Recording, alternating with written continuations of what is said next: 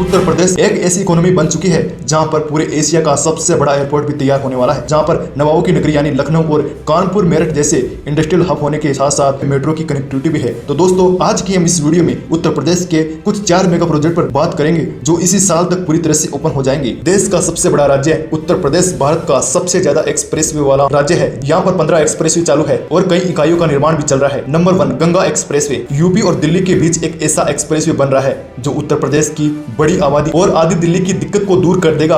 इस एक्सप्रेसवे की मदद से महज 6 घंटे में 600 किलोमीटर की दूरी पूरी हो जाएगी। खास बात यह है कि 594 किलोमीटर लंबे इस रोड का इंफ्रा प्रोजेक्ट यानी 90% काम पूरा हो चुका है और जल्द ही यह ट्रैफिक के लिए खुल सकता है। हम बात कर रहे हैं गंगा एक्सप्रेसवे की जो मेरठ से प्रयागराज तक जाएगा। गंगा एक्सप्रेसवे उत्तर प्रदेश यानी यूपी राज्य में एक महत्वाकांक्षी ग्रीनफील्ड एक्सप्रेसवे परियोजना है। राज्य सरकार की उम्मीद है कि यह एक्सप्रेसवे इसी साल 2025 तक पूरा कर लिया जाएगा। इस एक्सप्रेसवे के खुलने से मेरठ और प्रयागराज के बीच यात्रा का समय घटकर सिर्फ 6 से 7 घंटे रह जाएगा।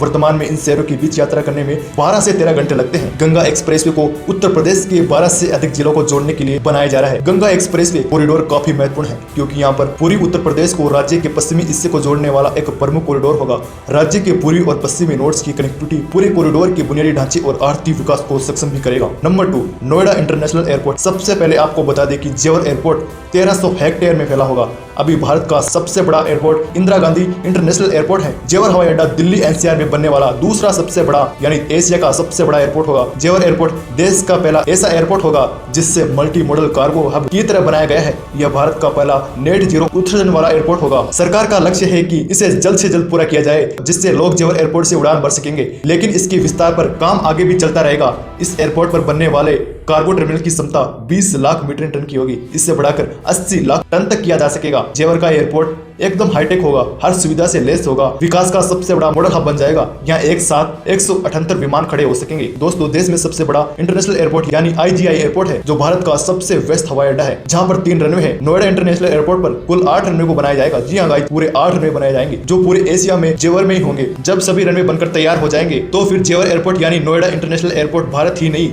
एशिया का सबसे बड़ा हवाई अड्डा होगा। Number 3 Delhi Meerut RRTS rail corridor, जिसे नमो भारत ट्रेन के नाम से भी जाना जाता है। यह दिल्ली गाजियाबाद और मेरठ को जोड़ने वाली एक रेल लाइन है जो दिल्ली और मेरठ के बीच की दूरी सिर्फ 1 घंटे में तय कर देगी। दिल्ली गाजियाबाद मेरठ RRTS कॉरिडोर के 82 किलोमीटर में से 55 किलोमीटर का हिस्सा पहले से ही चालू हो चुका है, जो 5 जनवरी को साहिबाबाद से न्यू अशोक नगर तक 13 किलोमीटर का नया खंड शुरू किया गया था। सराय खाली का स्टेशन दिल्ली का सबसे बड़ा स्टेशन होगा। जी हाँ गाइज, बड़ा और महत्वपूर्ण स्टेशन होगा।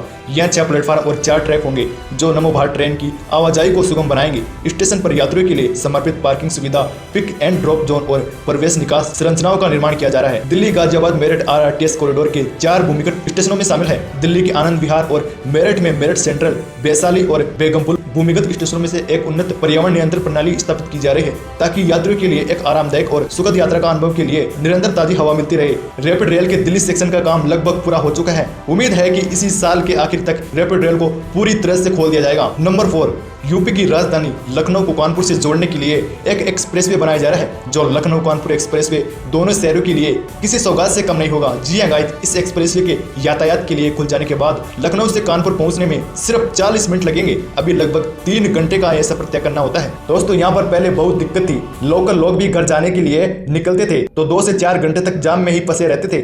जब यह एक्सप्रेसवे बन जाएगा तो राहत मिलेगी। लोग नीचे ऊपर दोनों रास्तों पर चलेंगे।